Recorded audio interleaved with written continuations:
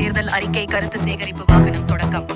கள்ளக்குறிச்சி மாவட்டம் சின்னசேலம் பேருந்து நிலையத்தில் பாரதிய ஜனதா கட்சி சார்பில் 2026 சட்டமன்ற தேர்தல் அறிக்கைக்கான மக்களிடமிருந்து கருத்துக்களை பெறும் சிறப்பு வாகனம் தொடங்கி வைக்கப்பட்டது. மாவட்ட தலைவர் பாலசுந்தரம் தலைமையில் நடைபெற்ற இந்த நிகழ்ச்சியில் மாவட்ட செயலாளர் மீனாட்சி நித்யசுந்தர் பொதுமக்களிடமிருந்து மனுக்களை பெற்று கருத்து பெட்டகத்தில் சேகரித்து வாகன சேவையை தொடங்கி வைத்தார். இந்நிகழ்ச்சியில் ஒன்றிய தலைவர் PC சக்திவேல் உள்ளிட்ட மாநில, மாவட்ட, ஒன்றிய மற்றும் நகர நிர்வாகிகள் கலந்து கொண்டனர்.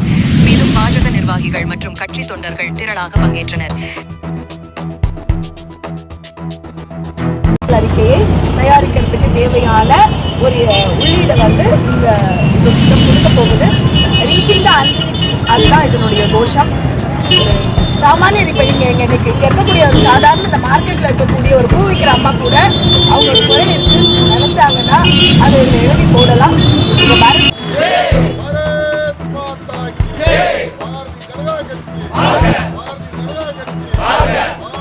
நரேந்திர மோடி